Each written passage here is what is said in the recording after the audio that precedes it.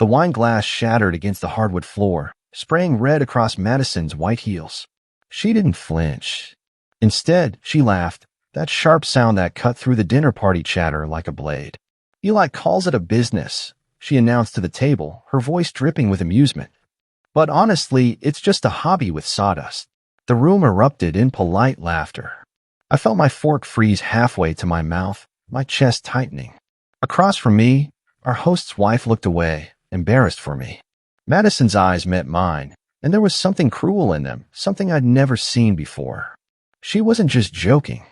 She was performing my humiliation for an audience. I forced my lips into something resembling a smile and set down my fork carefully. The room blurred around me, voices becoming distant echoes. "My name is Eli Turner, and that was the night my marriage died in front of a table of strangers." The drive home was silent except for the hum of tires on wet pavement. Madison scrolled through her phone, the blue light illuminating her face in the darkness. I could smell her perfume, the expensive one she'd bought last month when money was already tight. My knuckles were white on the steering wheel. Finally, I broke. "Why would you say that, Madison?" In front of everyone. She didn't look up from her screen. "Say what?" Her voice was casual bored. "That thing about my business. About it being just a hobby." She laughed, actually laughed. "Because it's true, Eli. You're going nowhere. You've been playing carpenter for 5 years, and we're still living in this dump." The word dump hung in the air. Our apartment wasn't fancy, but I'd worked hard for it. That night, she fell asleep easily, her breathing steady and untroubled. I lay awake, staring at the ceiling, listening to the sound of something breaking quietly inside my chest. 3 days later, I found her suitcase by the door. Not packed away in the closet where it belonged, but sitting there like a statement. Madison emerged from the bedroom, car keys already in her hand. "Daniel's taking me to Lakeview this weekend," she said, not meeting my eyes. "Don't wait up." The name hit me like a fist. Daniel Cross. I met him once at a networking event, all-expensive suit and practice smile. "Are you leaving me for him?" My voice cracked on the question. She finally looked at me then, and there was pity in her expression. Pity and something worse, disappointment. "He's successful, Eli. He has vision. He built something real." She pulled the door open, letting in the cold October air. "You're still playing with scraps in a rented garage." The door closed behind her. The silence that followed was deafening, absolute. I stood there for 20 minutes, staring at the space where she'd been. I stopped going to the workshop. Orders sat unfilled in my inbox, emails from concerned customers piling up. My phone buzzed with calls from Marcus, my best friend, but I couldn't bring myself to answer. The bills scattered across my kitchen table became a mountain I couldn't climb. Then came the final blow. I was scrolling mindlessly through social media at 2 a.m. when her post appeared. Madison, wearing a dress I'd never seen, leaning into a man's embrace. Daniel's hand rested on her waist possessively. The caption read, "Finally with someone who believes in my worth." The comments section was filled with heart emojis and congratulations. I read every single one, letting each word cut deeper. My phone slipped from my hands as tears blurred the screen. I never felt so small, so completely erased. She wasn't just leaving. She was celebrating it publicly, making sure everyone knew I wasn't enough. The knock on my workshop door came on a Thursday morning. I'd been sleeping on the floor, too defeated to go home. My landlord, Tom Garcia, stood in the doorway, his expression uncomfortable. "Eli, I need the rent by next week." He looked around at the half-finished projects gathering dust. "If you can't pay, I've got someone else interested in the space." I nodded numbly. After he left, I sat on the sawdust-covered floor, surrounded by the tools that had once felt like extensions of my hands. Madison's words echoed in my head. "You'll never make it." For weeks, I believed her. I let her mockery become my truth. But sitting there in the empty workshop, something shifted. A spark of anger flickered in my chest, small but growing. I stood up slowly, wiping the tears and sawdust from my face. My voice was barely a whisper, but it felt like thunder. "Watch me." I started with what I had left. $140 in my checking account, a workshop full of tools, and hands that remembered how to create. I posted a simple ad online, custom handcrafted furniture, made with purpose. Every piece tells a story. The first order came 2 days later. A woman named Claire wanted a coffee table for her daughter's first apartment. The budget was small, but I poured everything into it. I worked through the night, my hands moving with muscle memory, finding the rhythm I'd lost. By dawn, the table was finished, simple oak with clean lines and hidden storage. Claire cried when I delivered it. "It's perfect," she said, running her fingers over the smooth surface. "You can feel the care in every inch." She left a 5-star review online. Then came another order. And another. Hope, fragile and new, began to bloom. I set up a cot in the corner of the workshop. Sleep could wait. Building couldn't. I was loading lumber at the hardware store when I saw them.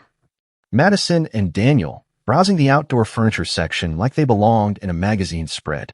She wore designer jeans and a leather jacket I knew cost more than my monthly rent. Her laugh carried across the aisles, loud and performative. Daniel spotted me first. His eyes swept over my worn work clothes and sawdust-covered boots, and something like pity crossed his face. Madison turned, following his gaze. For a moment, our eyes met. I waited for acknowledgement, maybe even shame. Instead, she looked right through me, as if I were invisible. As they walked past, she leaned into Daniel and said, just loud enough for me to hear, "Don't work too hard, babe. You'll still never catch up." Her perfume lingered in the air after they left. I stood there, frozen, my hands clenched around a piece of lumber. Then I loaded my truck and drove back to the workshop, her words fueling something fierce inside me. The email came at midnight. An interior designer named Priya Sharma had found my work online and wanted to place a bulk order. 12 dining tables and 48 chairs for a boutique hotel renovation downtown. The timeline was brutal, 6 weeks for everything. But the payment would cover 3 months of rent, and then some. I accepted before I could second-guess myself. For the next 40 days, I barely slept. My hands developed new calluses over old ones. I worked until my vision blurred, then pushed through anyway. Coffee became my primary food group. The workshop filled with the smell of freshly cut wood and finishing oil. Some nights, I'd stand back and look at the growing collection of furniture, and tears would mix with the sawdust on my face. Not sad tears anymore. Grateful ones. I finished the last chair at sunrise on day 39. When I checked my account after delivery, I saw a number I hadn't seen in months. It felt like breathing again. Priya invited me to the hotel's soft opening. I almost didn't go, self-conscious in my only decent shirt. But she'd insisted. "You should see your work in context," she'd said. The hotel was stunning, all exposed brick and industrial charm.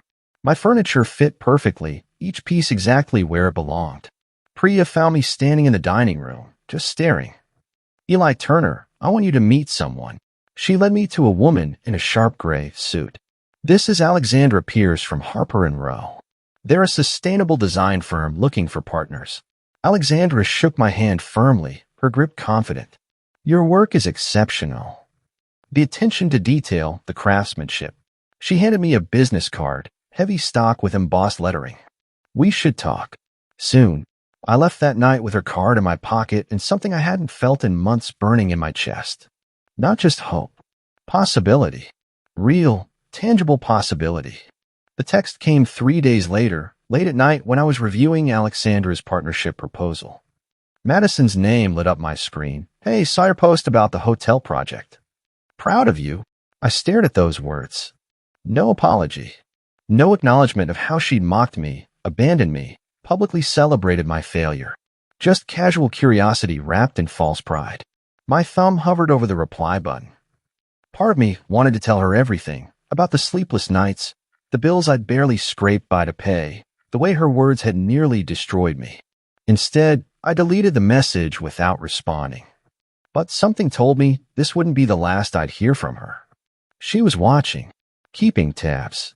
Maybe she'd seen something in my post that made her nervous. Good. Let her watch. Let her see what the man she'd thrown away was building. I turned my phone face down and went back to the proposal, a small smile playing at my lips. Harper & Row's headquarters occupied 3 floors of a downtown building with floor-to-ceiling windows. I rode the elevator up, trying not to think about how out of place I felt.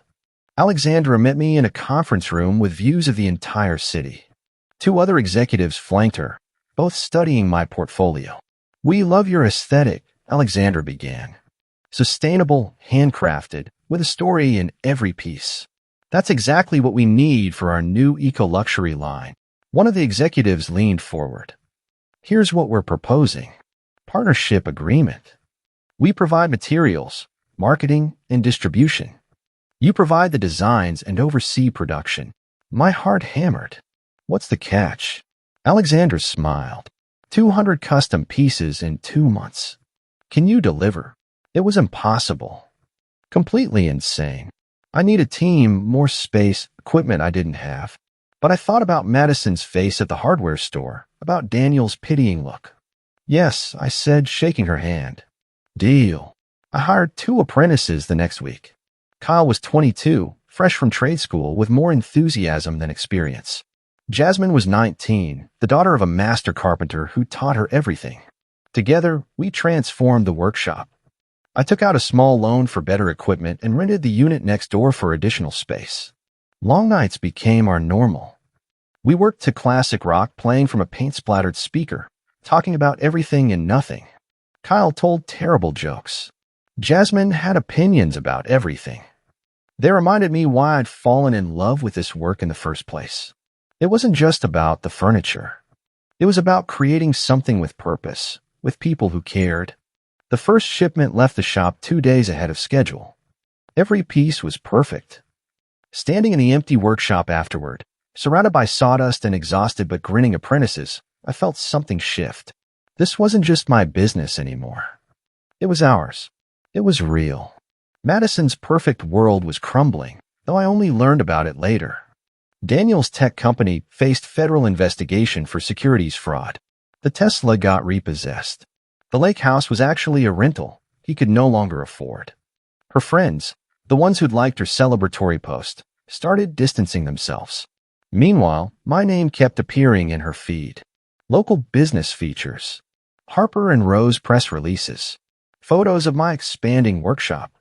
She'd scroll past them late at night, her jaw tight, that sinking feeling in her stomach growing stronger.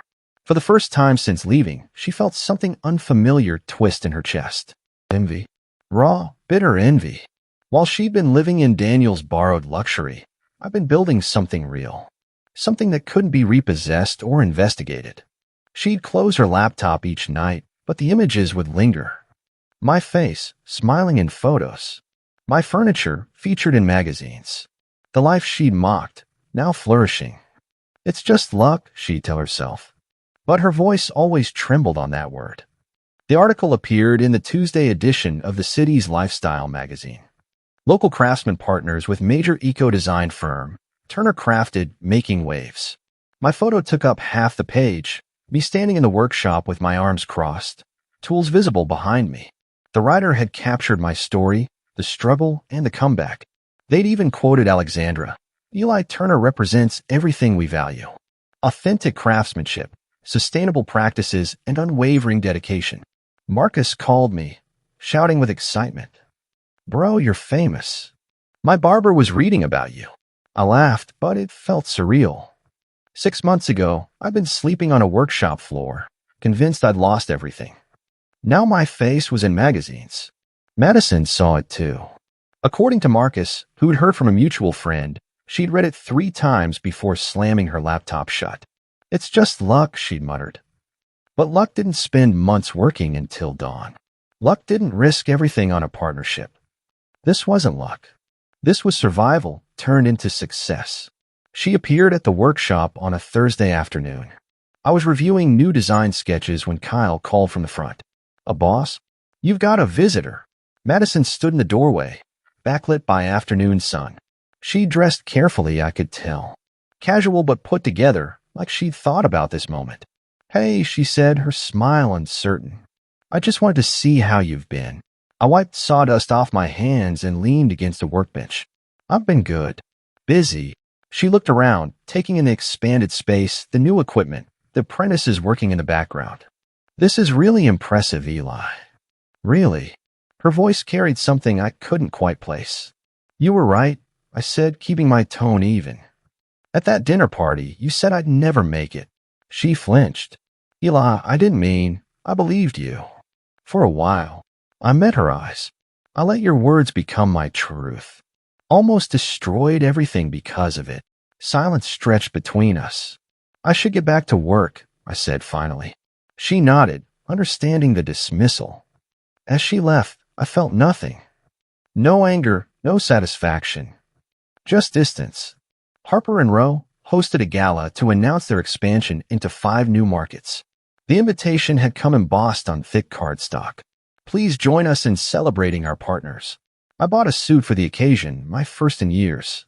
The venue was all crystal chandeliers and marble floors. Alexandra found me at the bar, champagne in hand. Ready for your moment? Before I could ask what she meant, she was leading me to a small stage. Cameras flashed. Ladies and gentlemen, I'd like to introduce one of our founding partners. Eli Turner's story embodies everything we believe in. She handed me the microphone. My palms were sweating. Success isn't built on who stays, I heard myself say. It's built on what's left when they leave. Every setback taught me something. Every closed door forced me to find a window. The applause was thunderous. Later, scrolling through event photos, I saw Marcus had tagged me. Madison had watched the live stream. According to his message, she'd watched alone, her face unreadable, in her apartment. The marketing meeting happened the following week. Harper and Row's advertising team had a proposal. We want to do a citywide campaign, their creative director explained. Billboards, bus stops, social media. Your face, your story. Built from the ground up. I hesitated. This felt exposing, vulnerable. People connect with authenticity, Alexandra added. Your journey from struggling craftsman to successful partner? That's powerful. I thought about Madison's mocking words at the dinner party, about sleeping on the workshop floor, about the moment I decided to fight back.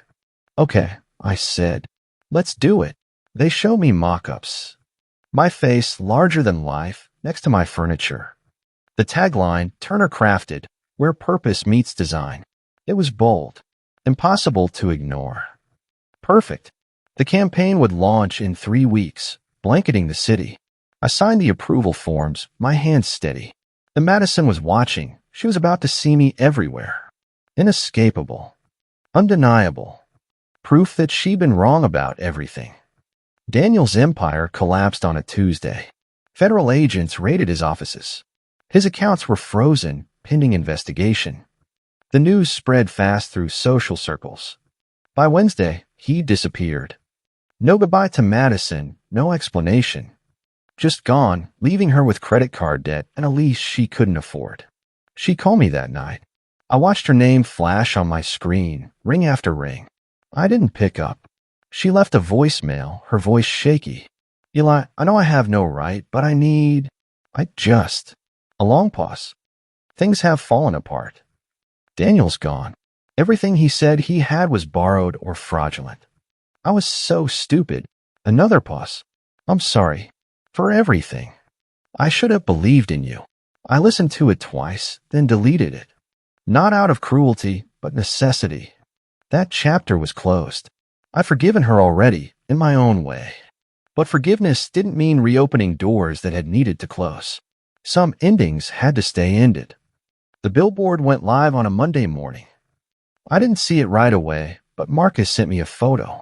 My face, 3 stories tall, overlooking downtown's main intersection. The image showed me in the workshop, mid-laugh, surrounded by finished pieces. Turner Crafted, where purpose meets design. Madison saw it driving to a job interview. According to the mutual friend who told Marcus, who told me, her car had slowed to a crawl in traffic. She'd stared up at my face, massive and unavoidable, while horns honked behind her. The man she'd mocked, the hobby she dismissed, now the success story of the city. She pulled into a parking lot and just sat there, tears streaming down her face. Not sad tears or happy ones. Something more complicated, grief mixed with recognition of her own mistake. She'd bet on the wrong horse, chosen flash over substance. And now everywhere she looked, my face reminded her of that choice. I felt no triumph hearing this, just quiet satisfaction. The billboard wasn't revenge. It was simply truth. The radio interview was scheduled for Thursday morning. I drove to the station nervous, rehearsing answers in my head. The host, a woman named Vanessa Brooks, put me immediately at ease. "So, Eli Turner, your business started in a rented garage?" "That's right. One man, basic tools, and a lot of determination. And now you're opening your second location next month. We're expanding the team, the production capacity. It's been incredible." She leaned forward. "What motivated you? What kept you going during the hard times?" I paused, choosing my words carefully. "Someone once told me I'd never make it, that what I was building wasn't real." My voice was steady. I should probably thank her for being wrong. The interview aired during afternoon drive time. Marcus called immediately. "Dude, that last line? Ice cold. I love it, but it wasn't meant to be cold. It was just honest." Madison's doubt had become my fuel. Her mockery had forged my determination. In a twisted way, she'd built this success as much as I had. She showed up at my apartment on a Saturday afternoon. I almost didn't answer the door, but something made me. Madison stood there looking smaller, somehow diminished. No designer clothes, no carefully styled hair. Just her raw and uncertain. "Can we talk?" "Please." I let her in. We sat in my living room, the silence heavy. "I'm sorry," she started. "For the dinner party. For leaving. For every cruel thing I said." Her voice cracked. "I didn't believe in you, and I was so wrong. You built something amazing." I nodded, listening. "I was scared," she continued. "Scared we'd never have enough. Daniel promised easy success, and I grabbed it. But it was all fake. You were building something real, and I couldn't see it." "I know," I said quietly. "And I forgive you, Madison." "I do." Her eyes lit up with hope. "Really? But forgiveness doesn't mean going back," I continued gently. "The version of me you knew doesn't exist anymore. He died that night at the dinner party. This person," I gestured at myself, "he's different. He had to be." 3 weeks later, a package arrived at Madison's new apartment. No return address, just her name in familiar handwriting. Inside was a hand-carved wooden box, beautiful in its simplicity.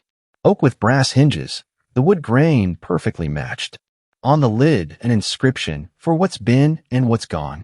Her hands trembled as she opened it. Inside, there was nothing but fine sawdust, golden in the afternoon light. She stared at it for a long moment, then laughed, the sound somewhere between sob and genuine amusement. It was perfect. Poetic. A reminder that what she dismissed as worthless sawdust had built something beautiful. The box itself was worth more than the relationship she'd thrown away. She kept it on her dresser, a daily reminder of the man she'd underestimated. Sometimes she'd run her fingers over the smooth wood, thinking about different choices, different timelines. But mostly it just sat there. Beautiful, silent goodbye. The grand opening of Turner Crafted's flagship store happened on a perfect autumn Saturday. The line wrapped around the block. Local news cameras captured everything.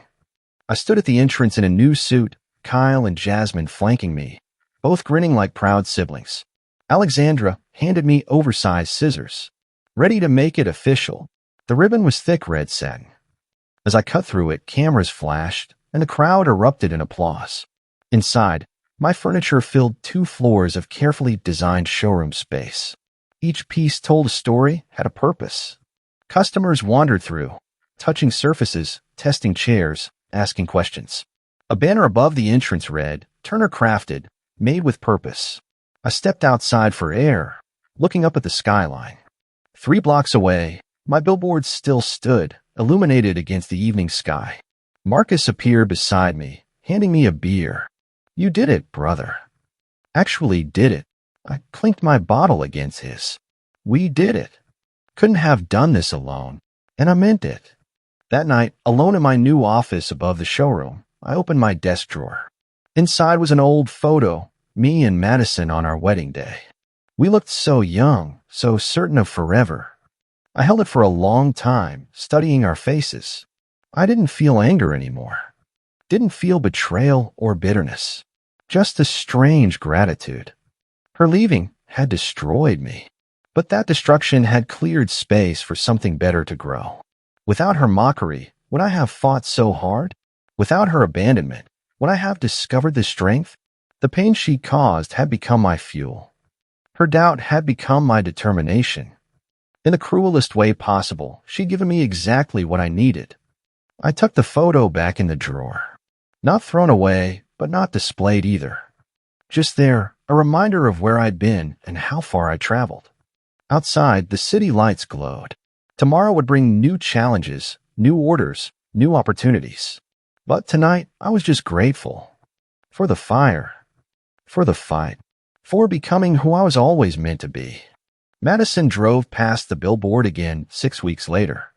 The campaign had changed.